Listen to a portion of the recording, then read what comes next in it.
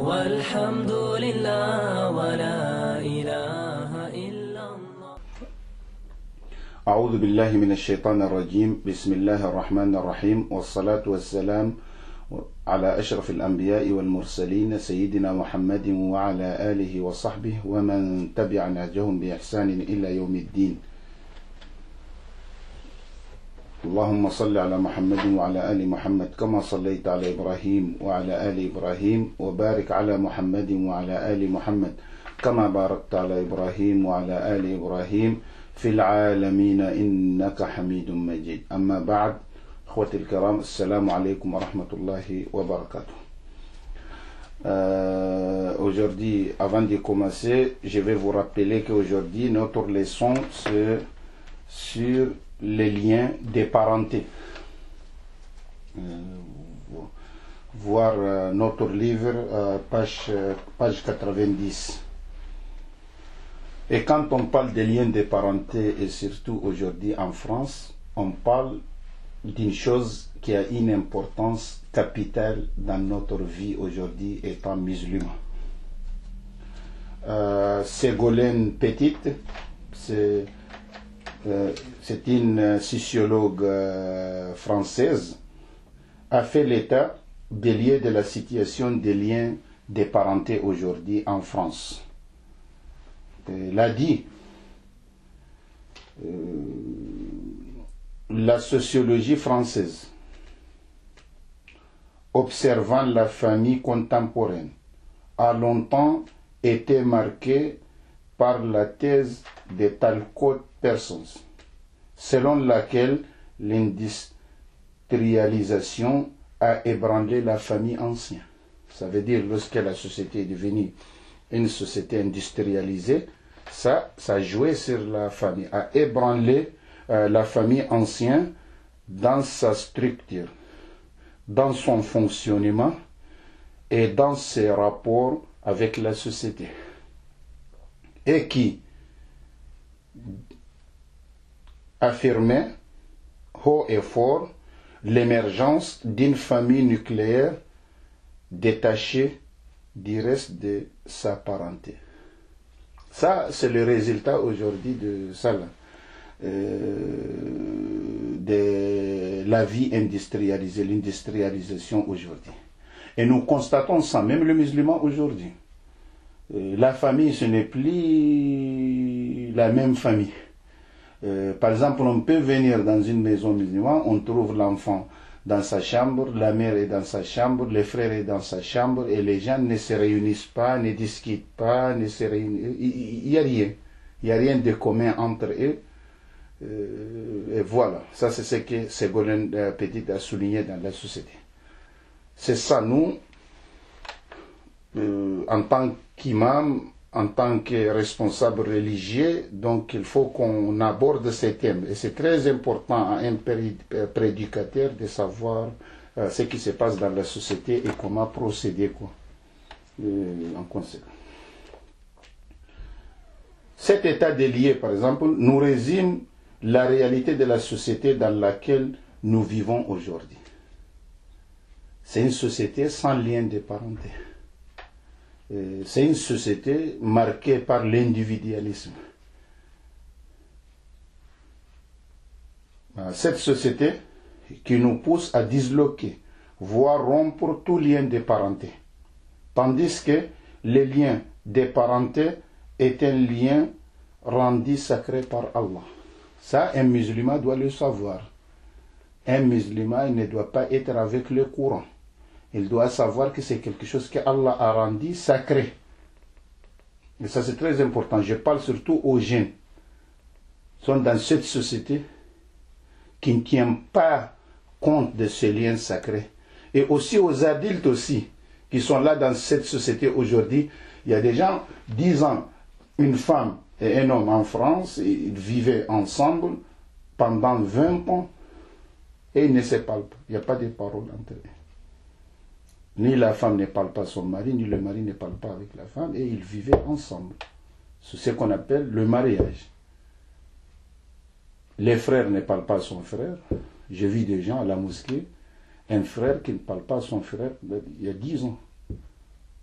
10 ans de rupture, 3 ans de rupture, 4 ans de rupture, ça c'est très dangereux. Donc c'est difficile. La préservation de ces liens est une bénédiction. Sa rupture est une malédiction. Et sa gestion, quelle que soit la situation, est une sagesse. Car le sang ne deviendra jamais de l'eau. Mais que veut dire le maintien du lien de parenté? Quand on dit aux gens, il faut maintenir les liens de parenté, qu'est-ce que nous voulons dire par là ou bien par ça? Le prophète Mohammed sallallahu alayhi wa sallam a dit, celui qui respecte les liens de parenté n'est pas seulement celui qui rend le bien par le bien, mais c'est celui qui continue à respecter ces liens même quand ses proches les rompent. Ça ne c'est pas donnant-donnant. Quand mon proche respecte les liens de parenté, donc je respecte les liens. Non, c'est pas comme ça. Quand on coupe, il faut respecter. On le fait pour Allah. Quand je maintiens mon lien de parenté, c'est pour Allah. Même si l'autre coupe, il ne faut pas que ça soit une réaction, il faut que ça soit une initiative. Une position de principe, on le fait pour Allah. Le prophète Mohammed sallallahu alayhi wa sallam a dit, dans ce sens-là, comme on a dit tout de suite là, je répète encore, celui qui respecte les liens de la parenté n'est pas seulement celui qui rend le bien par le bien. C'est celui qui continue à respecter ses liens même quand ses proches les rompent. Par exemple, je donne un autre exemple. Un homme qui venait se plaindre de ses parents auprès du prophète Mohammed sallallahu alayhi wa sallam en disant, il faut bien écouter un homme qui est venu se plaindre auprès du prophète Mohammed sallallahu alayhi wa sallam à propos de ses parents en disant, j'ai des parents, ou bien j'ai des proches. C'est ce qu'il a dit au prophète Mohammed. J'ai des proches, parents, envers qui je respecte les liens de parenté et qui ne les font pas avec moi. Lui respecte, je respecte les liens de parenté et qu'ils ne les font pas avec moi. C'est que je respecte les liens de parenté, mais de leur tour, et ils ne les respectent pas. Ça c'est un. Deuxièmement, je leur fais du bien et ils me font du mal. Quand je leur fais du bien, ils m'ont fait du mal. Ça c'est la deuxième chose. Je les traite avec gentillesse et ils me traitent brutalement. Vous suivez, je pense que vous suivez ce que j'ai dit. Et le prophète Mohammed sallallahu alayhi wa sallam lui dit, si tu es vraiment tel que tu viens de dire, c'est comme si tu leur faisais avaler sans eau de la cendre brûlante. Tu ne cesseras pas de trouver en Allah un soutien tant que tu agiras ainsi. Si la personne, il agit comme ça, ça veut dire qu'il maintient son lien de parenté, même si elle le coupe, il faut le maintenir. Fais-le le bien, même s'ils te font du mal. Parce que, comme je vous ai dit, c'est une position de principe. Et être gentil avec eux, même s'ils deviennent brutes avec toi, Allah te protégera toujours contre toutes leurs manigances. Tout ce qu'ils vont faire comme manigance, Allah te protégera de cela. Est-ce que c'est clair? Moi, je pense que jusqu'ici, je pense que c'est clair. Donc, c'est très important dans l'islam. Il ne faut pas aller avec le courant de la société et oublier ce que Allah nous a demandé à maintenir et ce que Allah nous a demandé à respecter. Un musulman doit obéir à Allah. Quand l'islam, c'est quoi? L'islam, le sens étymologique du mot islam, ça veut dire la soumission totale à Allah. Donc cette soumission totale, c'est d'obéir à Allah, c'est ce qu'il a dit, et de aussi ne pas faire ce qu'il nous a interdit. C'est ça l'islam. Donc cette soumission nous demande de maintenir les liens de parenté aujourd'hui. La définition du lien de parenté. Peut-être quelqu'un pose la question, qu'est-ce que les liens de parenté? Je ne connais pas les liens de parenté. Il y a eu divergence sur l'étendue de cette définition.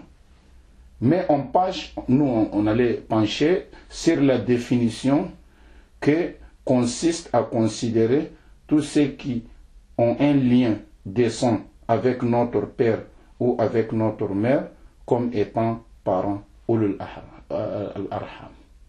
Tout celui qui a un lien avec notre père ou avec notre mère, lien de sang, donc on peut les appeler ulul al-arham pour nous. Les plus proches parmi eux sont évidemment la mère et le père. Les parents les plus proches, c'est la mère et le père. Les grands-parents parentaux, ensuite les grands-parents maternels. Est-ce que c'est clair? Le père, la mère, les grands-parents parentaux et les grands-parents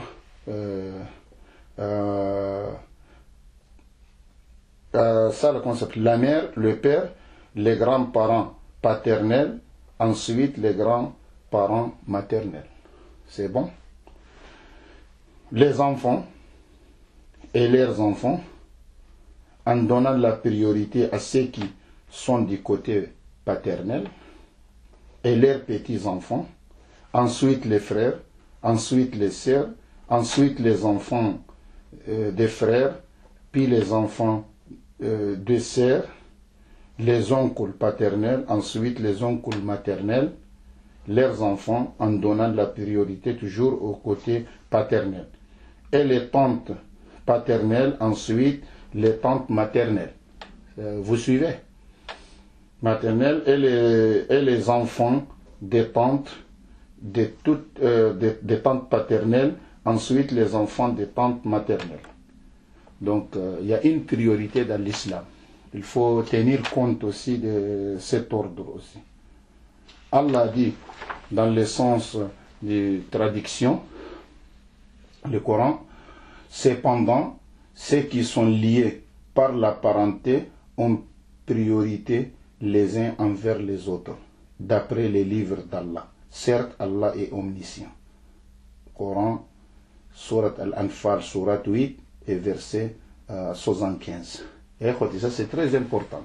Ça veut dire il y a il y a un ordre de priorité, il faut qu'on respecte cet ordre de priorité. Est-ce qu'il y a le temps? On peut continuer? On peut? D'accord. Maintenant, on peut continuer à l'importance du maintien des liens de parenté. Quelle importance? Déjà, il faut savoir d'abord que Allah Azza wa Jal a lié la piété avec les liens de parenté. Allah a dit dans la traduction du sens: ô vous les hommes, craignez votre Seigneur qui vous a créé à partir d'une seule âme et qui a créé à partir de cette âme son épouse. De cette union, il a fait naître un grand nombre hommes et femmes. Craignez Allah au nom de qui vous vous interrogez mutuellement. Craignez-le aussi au sujet des liens de sang. Craignez-le aussi au sujet des liens de sang. Allah vous observe. Ça veut dire Allah nous observe, ça, Surat An-Nisa, Surat 4 et verset 1. Allah nous a demandé de les craindre aussi au sujet des liens du sang. Parce que ce n'est pas un petit sujet, c'est un grand sujet. Allah Azza wa Jalla aussi a lié la rupture des liens de parenté avec la corruption sur terre. Quand tu vois Allah a lié la corruption sur terre avec celui qui coupe ou rompt ces liens de parenté, il faut savoir que ce n'est pas une petite chose. C'est une chose grave, parce que c'est lié à la corruption sur terre. Quelle est la preuve? Allah Azza wa Jalla a dit, dans la traduction du sens, si vous vous détournez, ne risquez-vous pas d'essaimer la corruption sur terre et de rompre vos liens de parenté? Donc, des choses.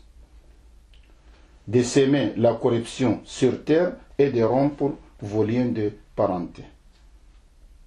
Donc, ça, c'est ce qu'Allah dit dans le Coran. Ça veut dire qu'Allah a joint entre les deux dans la sourate Muhammad, sourate 47, verset 22, et tu peux lire jusqu'à 23 comme dans le livre. Après, la crainte d'Allah Azza wa Jalla aussi et le maintien du lien de parenté bénissent la vie et augmentent la subsistance. Vous savez, c'est très important. Ça veut dire la crainte d'Allah et le maintien du lien de parenté, les deux ensemble, craindre Allah et maintenir le lien de parenté bénissent la vie et augmentent la subsistance. Et ça, c'est très important. D'après Anas, radiallahu anhu, le prophète sallallahu alayhi wa sallam a dit, celui qui aimerait bien qu'on retarde l'échéance de sa mort et qu'on élargisse sa subsistance, qui doit craindre Allah et maintenir son lien de parenté. Ça, c'est un hadith, la référence, c'est un hadith jugé bon et authentique par At-Tirmizi. C'est hadith numéro 1908 et rapporté par Abu Daoud aussi, hadith numéro 1489. Donc, c'est un hadith qui est jugé bon. Le prophète Mohammed sallallahu alayhi wa sallam a dit là-dedans, c'est lui qui aimerait bien qu'on élargisse sa subsistance et qu'on retarde l'échéance de sa mort, qu'il maintient les liens de sa parenté. Donc c'est très important. Donc ça comment ça s'appelle? Ça amène la bénédiction et ça élargit aussi la subsistance. Et d'après Abu Huraira, radiallahu anhu, le prophète sallallahu alayhi wa sallam a dit aussi, aucun homme n'ouvre une porte de cadeaux, d'aumône ou de respect des liens de parenté sans qu'Allah ne lui rajoute de la richesse pour cela. Ça veut dire quand on ouvre la porte parmi ces choses qui est citées par le hadith, aucun homme n'ouvre une porte de cadeaux, d'aumône ou de respect des liens de parenté sans qu'Allah ne lui rajoute de la richesse pour cela. Et aucun homme n'ouvre une porte de mendicité par laquelle il désire la richesse, par laquelle Allah ne lui rajoute que la pauvreté pour cela. Et ça aussi c'est un hadith authentique, rapporté par Al-Bayhaqi et authentifié par Al-Albani dans son Sahih Al-Jami', hadith numéro 5646. Donc tous ces qu'on a cités sont des hadiths sahih, jugés bons. Le maintien du lien de parenté est un signe de croyance aussi. Ça veut dire que quand on voit quelqu'un qui maintient son lien de parenté musulman correct, qui maintient, ça c'est un bon signe de croyance. Le prophète sallallahu alayhi wa sallam a dit, celui qui croit en Allah et au jour dernier, qu'il reçoive généreusement son hôte. Celui qui croit en Allah et au jour dernier, qu'il maintient les liens de parenté. Ça veut dire que c'est un signe de croyance en Allah et au jour dernier de maintenir les liens de parenté. Celui qui croit en Allah et au jour dernier, qu'il dise du bien ou qu'il se taise. Et ça aussi c'est hadith rapporté par Al-Bukhari, hadith numéro 6018 et 6136 et 6138 et 6476 est rapporté aussi par Muslim, hadith numéro 47 et par Abu Daoud aussi, hadith numéro 5154 et aussi par Tirmizi, hadith numéro 500. Donc c'est un hadith aussi authentique dans ces cadres-là. Tout ce que nous citons ce sont des hadiths authentiques. Les maintiens, vous me suivez? Les maintiens des liens des parentés sèment l'amour entre les membres de la famille. Aujourd'hui, il faut voir la haine qu'on a dans la famille. Personne n'aime l'autre. Pourquoi? Parce qu'on n'a pas respecté les liens de parenté. Sinon, les maintiens des liens de parenté sèment l'amour entre les membres de la famille. D'après Abu Huraira, radiallahu anhu, le prophète sallallahu alayhi wa sallam a dit apprenez de votre lignée familiale ce qui vous permettra de maintenir vos liens de parenté. Certes, le maintien du lien de parenté est un amour dans la famille. Certes, le maintien des liens de parenté est un amour dans la famille, source des richesses. Il faut bien écouter, source des richesses, des biens, et c'est un retard dans l'échéance de sa mort. Source d'une richesse. Certes, le maintien du lien de parenté est un amour dans la famille. Donc, sème l'amour dans la famille, source de richesse aussi. Aujourd'hui, ça ne va pas entre nous. Les gens sont au chômage, difficultés, tout. On ne sait pas d'où ça vient tout cela. Rien ne va. Parce qu'il y a la rupture aussi des liens de parenté dans notre vie. Source de richesse, des biens, et c'est un retard dans l'échéance de sa mort.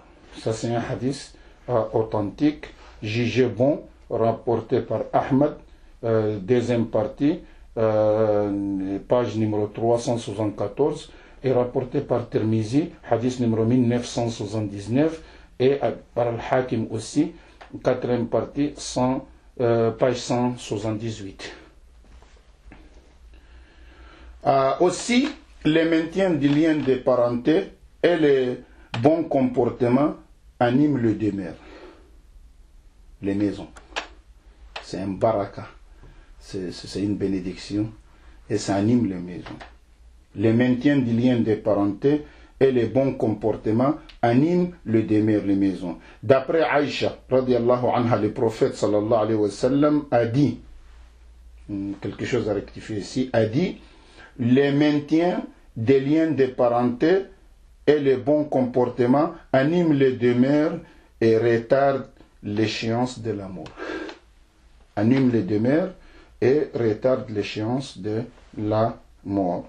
Hadith jugé authentique rapporté par Ahmed, volume 6, page 159.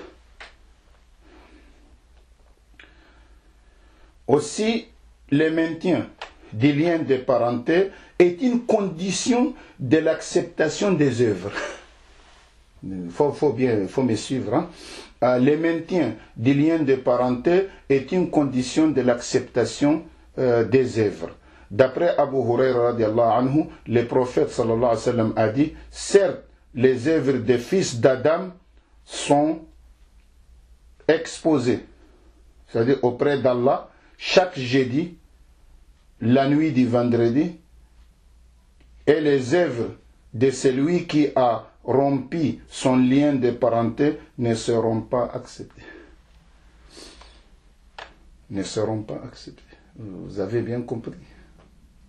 Donc, quand on expose les œuvres, Allah, on va voir les gens qui ont coupé leur lien de parenté, leurs œuvres ne sont pas acceptées. On les met à côté. Je répète le hadith encore. Le prophète sallallahu alayhi wa sallam a dit, les liens de parenté, le prophète sallallahu alayhi wa sallam a dit, certes, les œuvres des fils d'Adam sont exposées auprès d'Allah chaque jeudi, la nuit du vendredi, et les œuvres de celui qui a rompu son lien de parenté ne seront pas acceptées. Encore, il y a un autre point. Rompre les liens de parenté est un acte de rupture avec Allah. C'est une déclaration de guerre, ça. C'est un acte. Rompre les liens de parenté, c'est un acte de quoi? Acte de rupture même avec Allah subhanahu wa ta'ala.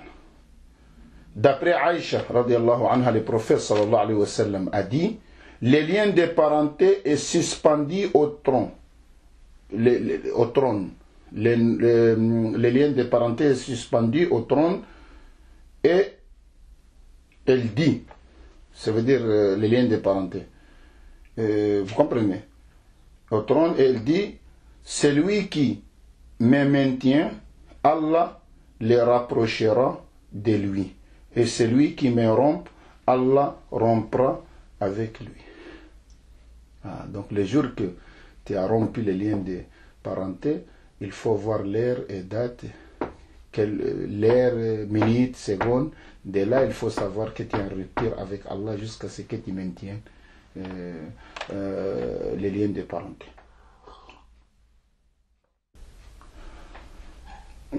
Encore, d'après Abu Huraira radiallahu anhu, le prophète sallallahu alayhi wa sallam a dit, faut bien écouter, Allah a créé les êtres et lorsqu'il achevait la création, les liens de parenté s'éleva et dit, voici le séjour de celui qui demande refuge contre la rupture des liens de parenté. Ça, c'est le lien de parenté même qui a demandé à Allah.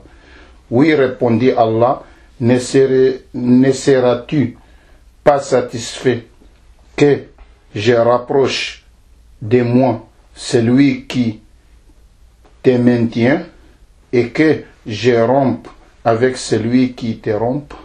Ça veut dire Allah maintient le lien avec celui qui a maintenu le lien de parenté et rompt avec celui qui a rompu son lien de parenté.